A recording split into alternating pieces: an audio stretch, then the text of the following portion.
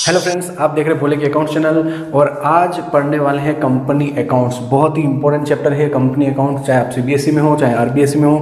Company account बहुत ही important topic है और एक क्वेश्चन 100% बड़ा क्वेश्चन इसका आता है। अब कंपनी अकाउंट्स पढ़ने से पहले समझते हैं कंपनी होती क्या है। सर कंपनी क्या होती है, देखो मैंने डेफिनेशन दी है। Definition, company means a company incorporate under this act और under any previous company law section 220 of company act 2013। इसका मतलब समझना, सिंपल सा कंसेप्ट है कि कंपनी एक्ट में रजिस्टर्ड है, इनकॉर्पोरेट है, तो वो कंपनी है। अब कंपनी एक्ट कौन सा है, 2013, और एक बोला प्रीवियस एक्ट, तो प्रीवियस एक्ट कौन सा था कंपनी का, 1956। तो 1956 कंपनी का पुराना एक्ट था, उसमें रजिस्टर्ड है, या 2013 में इनकॉर्पोरेट है यानी रजिस्टर्ड है, तो वो कंपनी कहलाएगी। क्लियर। अब आगे बढ़ते हैं। काइंड्स ऑफ कंपनी कितने टाइप की होती है सर, जैसे आपको पता है Reliance company, Wipro company, TCS, Tata, ये सारी महिंद्रा, ये सारी कंपनी का नाम पता है। ओके, पर सर कंपनी के टाइप्स, कितने टाइप की कंपनी होती है, तो देखो कंपनी अपने कोर्स में भी 3 टाइप की कंपनी पढ़ रहे हैं, वरना और ज़्यादा भी होती है। जैसे 3 टाइप कौन सा, 1 पर्सन कंपनी जिसको ओपीसी बोलते हैं, प्राइवेट कंपनी और पब्लिक कंपनी। वरना कंपनी और होती है, गवर्नमेंट कंपनी होती है, होल्डिंग कंपनी होती है, सब्सिडरी कंपनी होती है, तो वो भी नहीं, वो बाद में पढ़ेंगे अपन। अभी मेन आपके कोर्स में 3 हैं, OPC, 1 person company, public company और प्राइवेट कंपनी। अब तीनों को समझते हैं। 1 पर्सन कंपनी क्या होती है, क्या सर अकेला बंदा भी कंपनी बना सकता है? यस सर, पहले कंसेप्ट नहीं था, लेकिन कंपनी एक्ट 2013 के हिसाब से ओपीसी का कंसेप्ट आया है। मतलब 1 पर्सन कंपनी, अकेला बंदा भी कंपनी इनकॉर्पोरेट यानी कंपनी बना सकता है। ठीक है, बट कुछ कंडीशन है। मेंबर 1 अकेला बंदा चाहिए और उसकी पेडअप कैपिटल 50 लाख से ज़्यादा नहीं होनी चाहिए। 50 लाख से ज़्यादा नहीं, 50 लाख से कम तक हो सकती है, उससे ज़्यादा नहीं होगी। उससे ज़्यादा होगी तो उसको प्राइवेट या पब्लिक कंपनी में कन्वर्ट होना पड़ेगा। और उसका टर्नओवर कितना, 2 करोड़ तक हो सकता है, और 2 करोड़ से ज़्यादा हुआ तो उसको प्राइवेट या पब्लिक कंपनी में जाना होगा। तो 1 पर्सन कंपनी का मतलब ये हो गया कि अकेला बंदा भी कंपनी बना सकता है, सारी लाइबिलिटी, सारी एसेट्स उसी की होगी, और कंपनी वो 1 पर्सन कंपनी शेयर इशू नहीं कर सकती है मार्केट में। उस अकेले बंदे की एसेट्स होगी, अकेले बंदे की लाइबिलिटी होगी। ओके, टर्नओवर 2 करोड़ तक होगा। और पेडअप कैपिटल, अभी पेडअप समझेंगे क्या होता है, बट अभी समझ लीजिए कैपिटल 50 लाख से ज़्यादा नहीं होनी चाहिए। ओके, तो 1 पर्सन कंपनी। प्राइवेट कंपनी और पब्लिक कंपनी समझते हैं। प्राइवेट कंपनी क्या होगी, प्राइवेट कंपनी जिसमें मिनिमम मेंबर 2 होंगे और मैक्सिमम मेंबर 200। यहाँ पे ओपीसी से आगे बढ़ते हैं। 1 पर्सन कंपनी से बड़ी कंपनी थोड़ी बनानी हुई तो प्राइवेट कंपनी पे जाएंगे जिसमें मिनिमम मेंबर 2 होंगे, मैक्सिमम 200 हो सकते हैं, 200 मेंबर हो सकते हैं। ओके, तो minimum paid up capital, next condition, minimum paid up capital कितनी मेंटेन करनी पड़ेगी इनको, 1 लाख रुपए। और सर कैसे पहचान होगी ये प्राइवेट कंपनी है, इनके लास्ट में लिखा होता है प्राइवेट लिमिटेड। ओके, या फिर शॉर्ट में लिखा होता है Pvt, private LTD, private limited. Okay, clear हुआ। तो जैसे आप अपने आसपास ही देखते होंगे बहुत सारे, जैसे कोई क्लासेस का नाम लीजिए प्राइवेट लिमिटेड होती है, या कोई रियल एस्टेट मार्केट में होते हैं उनके नाम के पीछे प्राइवेट लिमिटेड लगा होता है, या फिर आप बड़े बड़े होलसेल व्यापारी होते हैं उनके नाम प्राइवेट लिमिटेड होता है। तो प्राइवेट लिमिटेड मतलब ये प्राइवेट कंपनी है। ओके, क्लियर हुआ। ये मार्केट में शेयर इशू नहीं करते प्राइवेट लिमिटेड वाले, यानी प्राइवेट कंपनी मार्केट में इनके शेयर पब्लिश नहीं होते हैं, इशू नहीं होते हैं। ओके, तो सर क्या रिलायंस कंपनी, विप्रो, महिंद्रा ये प्राइवेट कंपनी नहीं है? नहीं, ये पब्लिक कंपनी है, ये प्राइवेट नहीं है, ये पब्लिक कंपनी है। तो पब्लिक कंपनी क्या होगी, जिसमें मिनिमम मेंबर चाहिए 7, मिनिमम मेंबर 7, मैक्सिमम कोई लिमिट नहीं है, नो लिमिट, अनलिमिटेड होती है। और मिनिमम पेडअप कैपिटल इनको रखनी होती है 5 लाख रुपए। मिनिमम पेडअप कैपिटल कितनी, 5 लाख रुपए रखनी होगी। और लास्ट में इनका नाम लिखा होता है ओनली लिमिटेड। इनकी पहचान होती है कि नाम के पीछे क्या होता है, लिमिटेड। जैसे RIL, रिलायंस इंडस्ट्रियल लिमिटेड, तो कौन सी कंपनी है, public company. Hindustan zinc limited कौन सी कंपनी है, पब्लिक कंपनी। ओके, क्लियर हुआ। तो तीनों कंपनी। अब से गवर्नमेंट कंपनी कौन सी होती है, गवर्नमेंट कंपनी वो होती है जिसके अंदर 51% से ज़्यादा शेयर किसके हों, गवर्नमेंट के हों।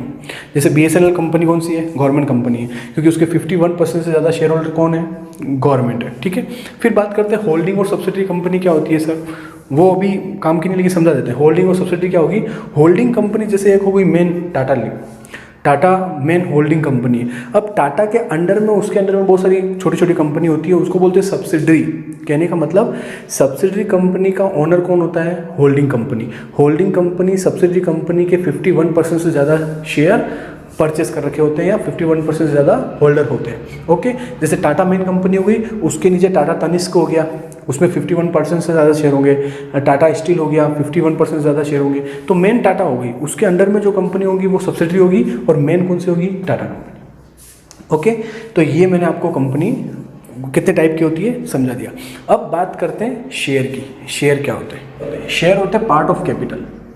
पार्ट ऑफ कैपिटल, कैपिटल का एक पार्ट होता है, कैपिटल का एक टुकड़ा होता है। अब सीखेंगे इसमें कि शेयर कंपनी इशू क्यों करती है, कैसे पार्ट ऑफ कैपिटल होता है, समझा। जैसे एक कंपनी को 10 लाख रुपए की ज़रूरत है, 10 लाख रुपए की ज़रूरत है, तो कंपनी इस 10 लाख रुपए के टुकड़े कर देगी कि भैया 10 लाख की कैपिटल चाहिए मुझे, 10 लाख रुपए की ज़रूरत है, और 10 लाख रुपए के ये टुकड़े कर देगी। जैसे कंपनी हो सकता है 10 रुपीज़ का एक शेयर बना दे, 100 रुपये का एक शेयर बना दे। तो शेयर का मतलब हो गया उस कैपिटल के टुकड़े करना, जिससे कोई पब्लिक उन शेयर को परचेस करे, उस कंपनी में पैसा इन्वेस्ट करे। जैसे मैं 10 लाख रुपए के शेयर है, एक शेयर ये मान लो कंपनी 10 रुपये का इशू करती है, भाई 10 रुपये का कोई भी परचेस कर सकता है, 10 रुपये वाले 10 परचेस कर लिए, 100 रुपये के हो गए, 1000 के हो गए, 10,000 के हो गए, तो डिवाइड बाय 10, तो company 1 lakh, number of share कितने आएंगे? Company 1 lakh share issue market में करेगी। ओके, अब इस 1 लाख में से मैं चाहूँ तो 10,000 परचेस कर सकता हूँ, 5,000 परचेस कर सकता हूँ, कोई 1,000 परचेस करेगा। तो ऐसे 10 रुपये का एक शेयर हुआ। तो कहने का मतलब कैपिटल के टुकड़े कर देना, कैपिटल के पार्ट बना देना। अब 10 रुपये का एक शेयर है, तो कोई भी बंदा उसको परचेस कर सकता है और कंपनी में क्या करेगा? इन्वेस्टमेंट करेगा। तो 1 लाख शेयर, 10 रुपये का एक, तो कितने रुपए की कैपिटल हो गई? 10 लाख रुपए की। क्लियर हुआ? ये होता है शेयर। तो और कंपनी शेयर मार्केट में क्यों इश्यू करती है? कि कंपनी को पब्लिक से पैसा चाहिए, कंपनी को नया प्रोजेक्ट लाना है, कंपनी को आगे बिजनेस बढ़ाना है, तो कंपनी को पैसे की जरूरत होती है। और कंपनी वो पैसा कहाँ से लेती है? पब्लिक से पैसा लिया जाता है। तो पब्लिक से पैसा लेने के लिए कंपनी क्या करती है? शेयर इशू करती है। जो उसकी कैपिटल की ज़रूरत है उसको टुकड़ों में डिस्ट्रीब्यूट कर देगी, जिससे पब्लिक उन शेयर को परचेस करके कंपनी के पास एक बल्क में अमाउंट चला जाता है, और कंपनी उस पैसे से क्या करती है? बिजनेस करती है। ओके, तो सर जब पब्लिक कंपनीज को पैसा देती है, शेयर परचेस करती है, तो पब्लिक को क्या फ़ायदा होगा? पब्लिक को शेयर पे डिविडेंड मिलेगा। डिविडेंड का मतलब होता है प्रॉफिट। जैसे रिलायंस कंपनी ने प्रॉफिट कमाया 10,000 करोड़ रुपए, तो 10,000 करोड़ में से हो सकता है रिलायंस वाले मुकेश अंबानी जी के पास 70% होल्डिंग हो और 30% पब्लिक के पास पैसा हो। तो पब्लिक का जो पैसा है उस पब्लिक के पैसे यानी शेयर के रूप में होगा, और शेयर के बदले में उनको क्या मिलेगा? होल्डिंग के बदले में डिविडेंड यानी प्रॉफिट का पार्ट मिलेगा। तो लोग पब्लिक इसलिए कंपनी में इन्वेस्ट करते हैं कि उनको क्या मिलता है? डिविडेंड मिलता है, प्रॉफिट मिलता है। क्लियर हुआ? यस। अब बात करते हैं कंपनी के अंदर टाइप्स ऑफ शेयर। कंपनी कितने टाइप से शेयर इशू करती है? ज़्यादातर 2 टाइप के शेयर होते हैं, इक्विटी शेयर कैपिटल, यानी इक्विटी शेयर, कैपिटल नहीं लगाऊंगा अभी मैं, शेयर बोल देता हूँ, इक्विटी शेयर होते हैं, और एक प्रीफरेंस शेयर होते हैं। और जो इक्विटी शेयर जिनके पास होंगे वो इक्विटी शेयर होल्डर होंगे, और जिनके पास प्रीफरेंस शेयर होंगे वो प्रीफरेंस शेयर होल्डर होंगे। सर दोनों में क्या डिफरेंस होता है? इक्विटी शेयर होल्डर वालों को प्री डिसाइडेड डिविडेंड नहीं मिलता है, इनका प्रॉफिट वाला पार्ट होता है, और ये बोर्ड ऑफ डायरेक्टर तय करते हैं कि इनको कितना प्रॉफिट मिलेगा। प्रीफरेंस शेयर के आगे ध्यान रखना परसेंटेज लिखा होता है। परसेंटेज का मतलब ये हो गया इनको क्या मिलेगा? फिक्स्ड या प्री डिटरमाइंड डिविडेंड। डिविडेंड का मतलब प्रॉफिट, और परसेंटेज लिखा हुआ है मतलब इनके पहले से डिसाइड होता है। यहाँ पे होगा 10%, 12%, 8%। उस 8 और 10% का मतलब क्या हुआ? उतना परसेंट उनको डिविडेंड पे करेंगे, चाहे कंपनी को प्रॉफिट हो चाहे कंपनी को लॉस हो। तो प्रीफरेंस शेयर वालों का डिविडेंड क्या होता है? फिक्स्ड होता है, और इक्विटी शेयर वालों का डिविडेंड फिक्स्ड नहीं होता है। जो बोर्ड ऑफ डायरेक्टर डिसाइड करते हैं वो डिविडेंड उनको पे किया जाता है। तो यहाँ पे मैं बोल सकता हूँ कि इनको फिक्स्ड डिविडेंड नहीं मिलता है, जो बोर्ड ऑफ डायरेक्टर डिसाइड करेंगे वो। और इक्विटी शेयर वालों को प्रॉफिट में से पार्ट दिया जाता है, मतलब कहने का मतलब वही बोर्ड ऑफ डायरेक्टर डिसाइड करेंगे भाई कितना प्रॉफिट कमाया है, कितना डिविडेंड पे करना है। ओके, फिर बात करते हैं दोनों में से पहले प्रॉफिट किसको मिलेगा? नाम से पता चल रहा है प्रीफरेंस, मतलब पहले प्रेफर करोगे आप इसको, तो इनको पहले डिविडेंड मिलेगा और इनको बाद में मिलेगा। ठीक है, मैं शॉर्ट में लिख रहा हूँ और आपकी स्क्रीन पे मैंने डिफरेंस दे दिए हैं। इनको क्या मिलेगा? बिफोर। डिविडेंड पहले प्रेफरेंस शेयर वालों को मिलेगा, बाद में किसको मिलेगा? इक्विटी वालों को मिलेगा। क्लियर हुआ? सर इक्विटी वालों को वोटिंग राइट होता है, इक्विटी वालों को वोटिंग राइट मिलता है, जबकि प्रेफरेंस शेयर वालों को वोटिंग राइट नहीं मिलता है। क्लियर हुआ? तो इनको वोटिंग राइट मिलेगा, इक्विटी शेयर वालों को, प्रेफरेंस शेयर वालों को नहीं मिलेगा। सर इक्विटी शेयर वाले नॉन कन्वर्टेबल बोल सकते हैं अपन, ये कन्वर्ट नहीं कर सकते हो आप, नॉट कन्वर्टेबल। जबकि सर प्रेफरेंस शेयर क्या होते हैं? कन्वर्टेबल। कैसे सर? देखो, प्रेफरेंस शेयर वालों को बाद में अपन इक्विटी शेयर में कन्वर्ट कर सकते हैं, प्रेफरेंस शेयर वालों को अपन कन्वर्ट करके क्या बना सकते हैं? Equity share. But equity share वाले कन्वर्ट नहीं होंगे, इक्विटी शेयर वाले ओनर होते हैं, वो कन्वर्टेबल नहीं होते हैं। प्रेफरेंस शेयर क्या होता है? कन्वर्टेबल होता है। क्लियर हुआ यहाँ तक? ओके। अब लास्ट में अगर बायबैक हो, मतलब पैसा देना हुआ कैपिटल का, तो कैपिटल का भी पैसा सबसे पहले किसको जाएगा? प्रेफरेंस वालों को, और बाद में कैपिटल का पैसा किसको मिलेगा? इक्विटी वालों को। तो कहने का मतलब प्रॉफिट में भी पहला हिस्सा किसको मिलता है? प्रेफरेंस वालों को। और कैपिटल का जो रिटर्न हुआ, मतलब कंपनी बंद होगी तो कैपिटल का पैसा मिलेगा, वो भी सबसे पहले राइट किसका होगा? प्रेफरेंस शेयर वालों का। क्लियर हुआ? और बाद में किसको मिलेगा? इक्विटी वालों को। तो इक्विटी वालों को प्रॉफिट भी बाद में मिलता है, और प्रॉफिट बाद में मिलता है, और अगर कैपिटल का रिफंड होगा वो भी प्रेफरेंस शेयर वालों के बाद में मिलेगा। क्लियर हुआ यहाँ तक? ओके। तो दोनों टाइप के शेयर में ये डिफरेंस होते हैं। ओके, मैं एक बार रिपीट करता हूँ क्या क्या होते हैं। इक्विटी शेयर वालों को फिक्स डिविडेंड नहीं मिलता है, जो बोर्ड ऑफ डायरेक्टर डिसाइड करेंगे।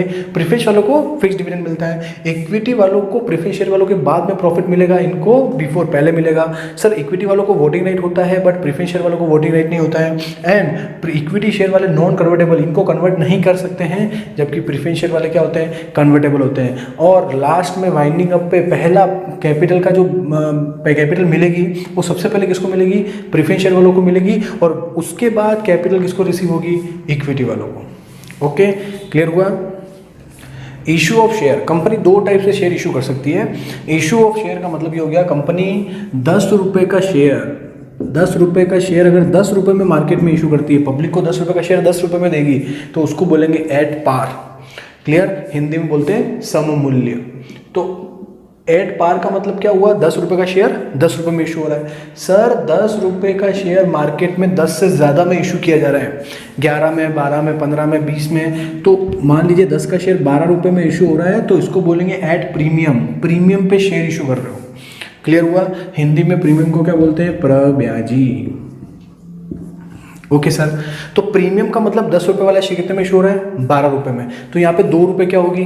प्रीमियम होगी। और 10 रुपये वाला शेयर 10 रुपये में इशू होगा तो क्या होगा? At par. मतलब सेम प्राइस पे इशू होता है तो एट पार बोलते हैं, और उससे ज़्यादा में इशू होता है तो प्रीमियम बोलते हैं। अब स्टूडेंट के डाउट आता है, स्टूडेंट को सर कम रेट में भी तो इशू कर सकते हैं, यानी डिस्काउंट। सर कंपनी एक्ट 2013 के हिसाब से कंपनी डिस्काउंट पे शेयर इशू नहीं कर सकती है, ओनली स्वेट इक्विटी शेयर को छोड़कर। ठीक है, तो स्वेट इक्विटी शेयर क्या होते हैं सर? ये सब अपन बाद में पढ़ेंगे, लास्ट वाली क्लास में पढ़ेंगे। स्वेट इक्विटी शेयर क्या होते हैं, बोनस शेयर क्या होते हैं, राइट शेयर क्या होते हैं, ईसॉप क्या होता है, एस्क्रो अकाउंट क्या होता है, ये सब पढ़ेंगे। ओके, तो यहाँ पे मुझे सिखाना है कि प्रीमियम का मतलब क्या हुआ? 10 रुपये का शेयर उससे ज़्यादा में इशू हुआ। अब थोड़ी प्रैक्टिकल बात करते हैं। सर कंपनी शेयर इशू कैसे करती है, कैसे पब्लिक को शेयर इशू करती है, क्या कंडीशन होती है, कितना परचेस करने वाले आने चाहिए। ठीक है, जैसे कंपनी ने शेयर इशू किए तो कम से कम उसका सब्सक्रिप्शन होना चाहिए 90%। मतलब अगर कंपनी 100 शेयर इशू करती है तो 90 खरीदने वाले आने चाहिए। तो ये मैं सारे आपको नोट करवाऊंगा अभी, सिर्फ प्यार और मैंने आपको प्रीमियम सिखाया। ओके, एक और कंसेप्ट आता है सर, कंपनी शेयर इशू करती है उसको बोलते हैं आईपीओ। आईपीओ मतलब इनिशियल पब्लिक ऑफर। जब कंपनी पहली बार पब्लिक में शेयर इशू करेगी तो उसको बोलते हैं कि कंपनी आईपीओ लेके आ रही है। ठीक है, जब भी कंपनी शेयर इशू करती है मार्केट में पब्लिक में तो उसको क्या बोलते हैं? इनिशियल पब्लिक ऑफर, मतलब वो मार्केट में शेयर आ रहे हैं। क्लियर हुआ? यस सर, अब आगे पढ़ते हैं kind of share capital of A company. Company में कितने टाइप की कैपिटल होती है ये अपन पढ़ने वाले हैं। ठीक है, तो फर्स्ट पढ़ रहे हैं ऑथोराइज कैपिटल। हिंदी में अधिकृत पूंजी बोलते हैं, इंग्लिश में ऑथोराइज कैपिटल बोलते हैं, और इसका नाम एक और नॉमिनल कैपिटल भी है। सर ये कौन सी कैपिटल होती है? ऑथोराइज कैपिटल वो होती है जो कंपनी के MOA मेमोरेंडम ऑफ एसोसिएशन में लिखी होती है। हाईएस्ट कैपिटल की कंपनी मैक्सिमम इतने शेयर इशू करेगी, मैक्सिमम इतनी कैपिटल होगी जो कंपनी के MOA में लिखी होती है, उसको क्या बोलते हैं? Authorise capital. मैं एग्जांपल ले रहा हूँ, कंपनी ने बोला भैया मेरे को 1 लाख की परमिशन दे दो, 1 लाख शेयर मेरे मैक्सिमम इशू करूंगी, और एक शेयर कितने का होगा? 10 रुपये का। तो 1 लाख मल्टीप्लाई बाय 10, तो कंपनी की 10 लाख रुपए की ऑथराइज कैपिटल है, मतलब कंपनी मैक्सिमम कितने शेयर इशू कर सकती है, कितने रुपए के शेयर इशू कर सकती है, 10 लाख रुपए के। और नंबर ऑफ शेयर की बात करूँ तो कितने शेयर इशू कर सकती है, 1 लाख। ओके, तो ऑथराइज कैपिटल समझ में आया, जो मेमोरेंडम ऑफ एसोसिएशन में नोट की जाती है। अब बात करते हैं इशूड कैपिटल। सर परमिशन ले ली, इतने शेयर कंपनी इशू कर सकती है अपनी लाइफ टाइम में, बट इशू कैपिटल का मतलब होता है अभी कंपनी को कितनी ज़रूरत है, अभी कंपनी मार्केट में कितना इशू करना चाहती है, पब्लिक में कितना इशू करना चाहती है, उसको बोलते हैं इशूड कैपिटल। क्लियर हुआ। अब हो सकता है परमिशन 1 लाख शेयर के लिए हो, बट अभी इतनी ज़रूरत नहीं है, तो कंपनी ने इशू किए 50,000 शेयर, 50,000 शेयर, एक शेयर 10 रुपये का, तो इशूड कैपिटल 5 लाख रुपये। क्लियर हुआ। 10 रुपये का मतलब 50,000 शेयर इशू किए, 10 रुपये का एक, तो 5 लाख रुपए की इशूड कैपिटल। क्लियर हुआ, जो पब्लिक में इशू किए जाएंगे। अब जरूरी थोड़ी पब्लिक में 50,000 इशू किए तो 50,000 के 50,000 खरीदने वाले आ जाएंगे, हो सकता है उससे ज़्यादा परचेस करने वाले आ सकते हैं, हो सकता है कम आए।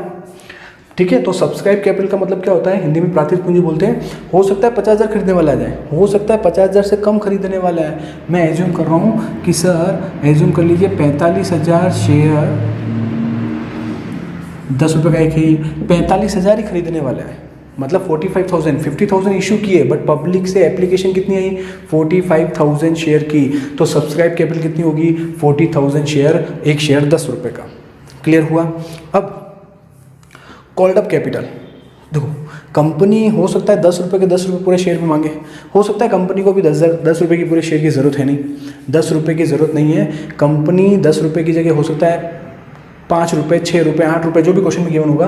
तो sir paid up called up capital का मतलब ये हो गया 45,000 शेयर जो एप्लीकेशन आई है, कंपनी ने उनको बोला भैया मुझे 10 रुपये पूरे नहीं चाहिए, मुझे called up money. Called up money का मतलब एक शेयर पे अभी आप 6 रुपये पे कर दीजिए, 6 रुपीज़ पे कर दीजिए, 4 रुपये अनकॉल्ड मनी है। क्लियर हुआ। 45,000 शेयर 6 रुपये के हिसाब से पे कर दो, हो सकता है 6 रुपये में एप्लीकेशन अलॉटमेंट दोनों हो, और कंपनी ने अभी एप्लीकेशन अलॉटमेंट ही मांगा है, कॉल्ड अप मनी जितना पैसा मंगाया है। ओके, और 4 रुपये, 10 रुपये का शेयर रिज्यूम कर रहा हूँ, तो 4 रुपये जो बच गए वो कौन सी मनी होगी, अनकॉल्ड मनी। क्लियर हुआ। ओके सर, इसको मल्टीप्लाई कर देते हैं, कितना आएगा, 6 4 जा और 6 5 जा 30, 270, 2,70,000 रुपये। एग्जाम्पल समझना। अब बात आता है पेडअप कैपिटल। सर इतने 45,000 शेयर वालों की एप्लीकेशन आई, आपने बोला 6 रुपये दे दो, यानी 2,70,000 रुपये दे दो, बट पेडअप का मतलब उन्होंने पे कितना किया, हो सकता है इस 45,000 में कोई चोर हो, चोर का मतलब किसी ने पैसे नहीं दिए हों।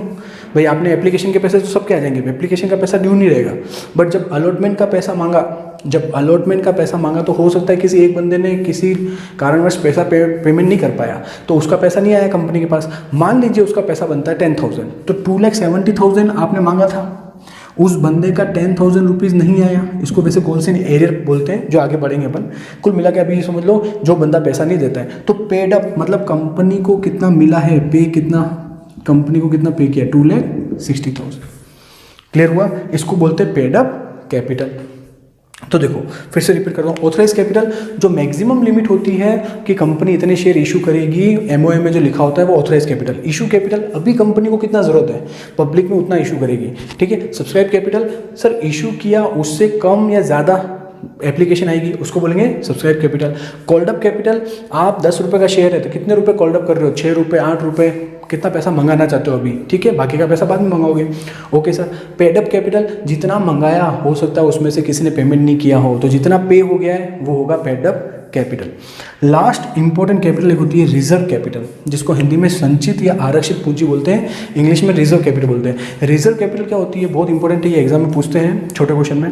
Portion of uncalled capital called up on winding up, मतलब समझना, अनकॉल्ड कैपिटल 10 रुपये का शेयर 6 रुपये मंगा दिए, कंपनी ने 4 रुपये मंगाए नहीं, अभी तक नहीं मंगाए हैं, और कंपनी वाइंडिंग अप जब बंद होती है, समाप्त होती है, क्लोज होती है, तब वो 4 रुपये कंपनी पब्लिक से, शेयर होल्डर से, पब्लिक से मंगाएगी, उसको बोलते हैं रिजर्व कैपिटल। वो रिजर्व में कैपिटल पड़ी हुई है। क्लियर हुआ। फिर से समझाता हूँ, 10 रुपये का शेयर, 6 रुपये कॉल्ड अप हैं, 4 रुपये अनकॉल्ड अप है, 4 रुपये अभी तक मंगाए नहीं है, कंपनी अभी तक नहीं मंगाए, लेकिन कंपनी जब वाइंडिंग अप जब बंद होगी तब मंगाएगी वो 4 रुपये, तो उसको बोलेंगे रिजर्व कैपिटल। क्लियर हुआ। तो ये मैंने आपको काइंड ऑफ कैपिटल कंप्लीटली समझा दिया। Okay sir, thank you.